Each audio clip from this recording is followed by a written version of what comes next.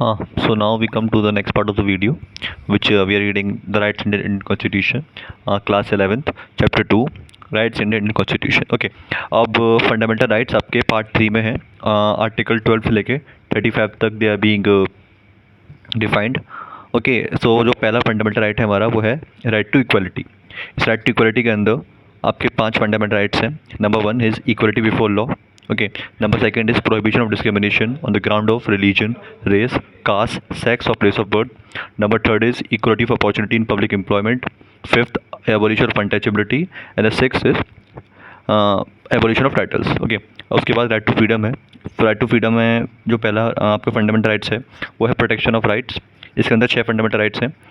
इसके sub clause हैं. इसके एक है freedom to speech and expression, बोलने का अधिकार है आपको. असेंबल पीसफुली विदाउट आर्म्स, बिना बंदूक के. Form associations, unions. Okay, move freely throughout the territory of India. Okay, now reside and settle in any part of India. Practice any profession और to carry out any occupation, trade और business. Okay, उसके बाद दूसरा जो rights है वो है protection in respect of conviction of offence. उसके बाद right to life and personal liberty. उसके बाद राइट टू एजुकेशन. उसके बाद protection against arrest and detention in certain cases. अब उसके बाद है राइट अगेंस्ट एक्सप्लॉयटेशन. इसमें आपके 2 राइट्स हैं, prohibition of traffic in human beings and force labour. उसके बाद prohibition of employment of childrens in hazardous jobs. उसके बाद है right to freedom of religion. इसमें 4 राइट्स हैं, freedom of conscience, free profession, practice and propagation of religion. फिर अपने affairs को, रिलीजियस अफेयर्स को मैनेज करना. उसके बाद freedom to pay taxes for promotion of any particular religion.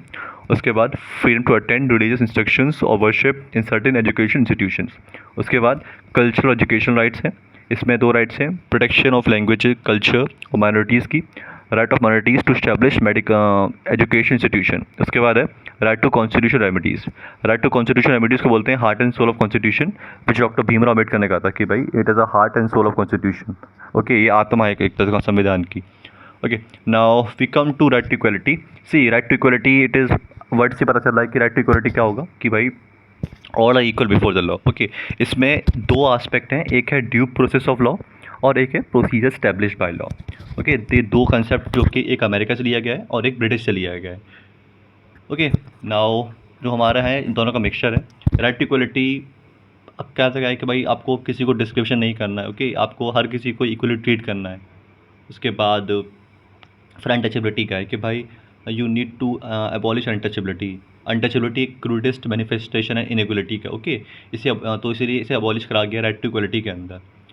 उसके बाद है आपका right to opportunity in public employment कि भाई आपको मतलब सरकारी जॉब्स मिलेंगी हर किसी को और आप किसी को डिस्क्रिमिनेट नहीं कर सकते just on the only on the religion, race, caste, sex और प्लेस ऑफ बर्थ. उस पर आपको नहीं कर सकते. बट इसमें 16 क्लॉज 4 में एक एक्सेप्शन भी है कि भाई हम जो है कुछ जॉब्स फेवर करेंगे कोई सोशली और इकोनॉमिकली बैकवर्ड का जो क्लासेस हैं उनके लिए. और अगर हम ये कर रहे हैं तो ये किसी राइट्स का उल्लंघन नहीं है, क्योंकि जो लोग हैं वो बहुत पिछड़े हुए हैं. तो उन लोगों का अगर हमें उनको उनकी अपब्रिंगिंग करनी है, उन्हें ऊपर लाना है, तो उसके लिए हमें उनको रिजर्वेशन देना पड़ेगा पब्लिक इंस्टीट्यूशंस में, पब्लिक जॉब्स में. ओके, उसके बाद है आपका राइट टू फ्रीडम.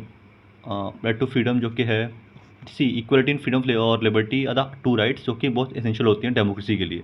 पॉसिबल नहीं है कि हम अगर आप एक को बिना सोचे दूसरे का नहीं सोच सकते. ओके, लिबर्टी क्या मतलब क्या होता है? लिबर्टी का मतलब होता है कि फ्रीडम ऑफ थॉट, एक्सप्रेशन और एक्शन. लेकिन it does not mean freedom to do anything. ऐसा होता है कि फ्रीडम है आपके पास कि आप कुछ भी कर सकते हो, बट आपकी जो लिबर्टी, आपकी जो फ्रीडम हो किसी और के लिए कॉन्स्टेंट ना बने. मतलब अगर कोई और आपकी वजह से किसी और को प्रॉब्लम ना हो, ताकि क्योंकि वो आपकी वजह से कोई और फ्रीडम अपनी एक्सरसाइज नहीं कर पा रहा है, इन्जॉय नहीं कर पाया, तो फिर वो प्रॉब्लम है, फिर उस पर कॉन्स्टेंट लगते हैं, है ना. इसमें दूसरा टॉपिक जो है वो है right to life and personal liberty कि भाई ऐसा है कि राइट टू लाइफ है, हर किसी को जीने का अधिकार है. ओके, एंड एक प्रोसीजर है स्टैब्लिश बाय लॉ, उस प्रोसीजर को पूरा फॉलो करके you can take someone's life. Okay, someone's precious life. ऐसे आप किसी को कट्टे से मार देने देखो, सो इट्स वेरी फनी, वो नहीं कर सकते आप. Okay, and now we come to prevention detention. See, prevention detention, I think you must have read it also, and like kind of if you have heard Rowlatt Act. Rowlatt Act में लोगों को just on suspicion कि ये कुछ काम गलत कर देंगे, उस सस्पिशन पे लोगों को अरेस्ट कर लिया गया था. So prevention detention is just same see prevention detention होता है कि भाई पुलिस को क्या है ना, पुलिस को लग रहा है कि जो बंदा है, कोई एक्स बंदा है, ये फ्यूचर में या कुछ 1-2 महीने में कुछ इवेंट होने वाला है, उसमें ये कुछ गड़बड़ कर सकता है, तो जस्ट उन सस्पिशन के बेस पे वो उसे अरेस्ट कर लेते हैं कि भाई हमें मतलब कोई ट्रायल नहीं होता उसका, उसे 3 महीने के लिए जेल में रखा जाता है, उसके ऊपर कोई ट्रायल नहीं होता, बस 3 महीने बाद उसे छोड़ दिया जाता है। ओके। अब है अदर फ्रीडम्स। अब अदर फ्रीडम्स में क्या आता है कि you can see under right to freedom there are some others right as well. These rights however not absolute, each of these subject to restrictions imposed by the government. Okay, for example right to freedom of speech and expression is subject to restrictions such as public order, peace or morality. Freedom to assemble is to exercise peacefully or without arms. देखो ऐसा है कि तुम्हारे पास और जो rights है ना, आपके पास जो भी राइट्स है, फंडामेंटल राइट्स हैं, उस पर कुछ रिस्ट्रिक्शन लगा हुआ है। आपको बोलने का अधिकार है, मानते हैं, लेकिन आपको कुछ भी बोलने का अधिकार नहीं है। आपको अगर आपके बोलने से कुछ पब्लिक हेट्रेड फैल रही है, पब्लिक पीस में कुछ बात मतलब बाधाएँ आ रही है, पब्लिक ऑर्डर में कोई दिक्कत आ रही है, मोरालिटी में दिक्कत आ रही है, तो फिर उस पर कौन से लगेंगे। आपको असेंबल होने का अधिकार है बट विदाउट आर्म्स। ओके, आपको एसोसिएशन बनाने का अधिकार है बट वो अनलॉफुल वे में ना बनाए एक तरह से, ठीक है। अब है कि भाई ऐसा होता है कि ना राइट टू अक्यूज्ड के क्या क्या राइट्स होते हैं। सी आर कॉन्स्टिट्यूशन इंश्योर कि the person accuse of various offence would also get sufficient protection. अब इसके कुछ प्रोटेक्शन जो उसे दिए हैं, जो एक फेयर ट्रायल अगर होना है तो कॉन्स्टिट्यूशन ने 3 राइट दिए हैं कि तुम किसी भी आदमी को एक ऑफेंस के लिए 2 बार ट्रायल नहीं करोगे। If you have seen the movie which is called अंधा कानून, उसमें अमिताभ बच्चन ने एक आदमी को मार दिया था, बट वो किसी बाई चांस वो जिंदा रह गया था, तो अमिताभ बच्चन ने उसे दोबारा मार दिया था। एंड देन ही सेड कि भाई जज साहब, मैंने इसे 20 साल पहले मारा था और 20 साल वो जेल में पहली काट के आ चुका हूँ, तो आप मुझे दोबारा नहीं दे सकते हो। बट इस come wait is we can say double okay, उसके बाद क्या है कि no law declare any action as illegal before a back date. Okay, ऐसा होता है कि अगर आपको मतलब कि कोई सज़ा मिली है तो वो आज के लॉ पे मिलेगी, वो परसों, मतलब कि ऐसा नहीं है कि भाई तुमने ये क्राइम करा है, वो 20 साल पहले कुछ और कानून था तो मैं उसको उस पे से मिलेगी, नहीं, आज जो कानून है उसके बेस पे उसे सज़ा मिलेगी। No person shall be given to give evidence against himself और हरसेल्फ। अब जो ऐसा होता है कि फिजिकल टॉर्चर का नाम सुना होगा आपने, कि मतलब ये ऐसा होता है कि लोगों से बोला जाता है, जेल में लोगों को टॉर्चर करा जाता है कि अपने क्राइम को कन्फेस करें, तो ऐसा पुलिस कन्फेस नहीं कर सकती है। और अगर पुलिस कस्टडी में कोई कोई अगर मतलब कि उसने जो कन्विक्ट है उसने कन्फेस कर लिया है कि भाई हाँ भाई मैंने करा एक कांड, तो उसको आप कोर्ट में एज एविडेंस यूज़ नहीं कर सकते हो। Okay, now we come to right again exploitation. तो भाई राइट अगेन एक्सप्लॉयटेशन, सी हमारी कंट्री में millions of peoples who are under privilege and deprived, they may be subject to exploitation by their fellow human beings. One such form of exploitation in the country has been beggar या forced labor without payment. beggar क्या होता है कि तुम किसी को forced labor करा रहे हो बिना पेमेंट के, तो उसे बोलते हैं beggar. Okay, another closely related form of exploitation is buying and selling of human beings using them as slaves. Okay, ऐसे हो गया, और both are these are prohibited under the constitution. अब see, forced labor was imposed by the landlords, money lenders or other wealthy person in the past. Some forms of bonded labor still continue in the country, especially in brick kiln works. It has now been declared a crime and it is punishable.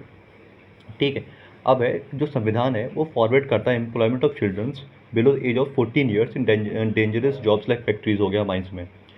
With child labor being made illegal, the right to education becoming a fundamental right for children, this right against exploitation has become more meaningful. Okay, अब है right to freedom of religion. ये देखो ऐसा है कि हर आदमी को अपना जो रिलीजन है वो फ्री प्रोफेस करने का, प्रोपोगेट करने का, उसे जीने का, उसे प्रोपोगेट करने का ना पूरा अधिकार है, उसे फॉलो करने का पूरा अधिकार है। ओके, देखो इसमें 4 आते हैं, फ्रीडम ऑफ कंसाइंस, उसके बाद पेमेंट करना, उसके बाद अपने खुद को मेंटेन करना, उसके एक और आता है। Okay, freedom of faith and worship. See India में everyone is free to choose a religion and practice a religion. Freedom of religion include करता है freedom of conscience. This means कि person may choose any freedom और may choose not to follow any religion. Person जो चाहे अपनी freedom से उस religion को चूज़ कर सकता है, उसके पास कोई लिबर्टी मतलब कोई कॉन्सेप्ट नहीं हो कि भाई तुम्हें ये चूज़ करना है, तुम्हें ये चूज़ करना है। Freedom of religion include freedom to profess, follow या प्रोपोगेट करना किसी भी रिलीजन को। Freedom of religion is subject to certain limitation. Government कुछ रिस्ट्रिक्शन इम्पोज कर सकती है on the practice of freedom of religion in order to protect public order, morality और हेल्थ को। इसका मतलब है कि फ्रीडम ऑफ रिलीजन कोई अनलिमिटेड राइट नहीं है। Okay, government can interfere in religious matters for rooting out certain social evils. For example in the past the government has taken steps banning practice like sati हो गया, बिगेमी हो गया, human sacrifice हो गया, which restriction को cannot be opposed in the name of interference in the right of freedom of religion. अब जो limitation है on the right of freedom of religion always produce tension between followers of various religion and the government. जब government seek to restrict some activity of any religion group, people of that religion feel it is an interference in their religion. Okay, a freedom of religion become a matter of political controversy for yet another reason.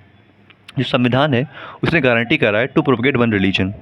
इसका मतलब मान होता है कि भाई persuade करना people को कि वो कन्वर्ट हो सकें एक रिलीजन से दूसरे रिलीजन में।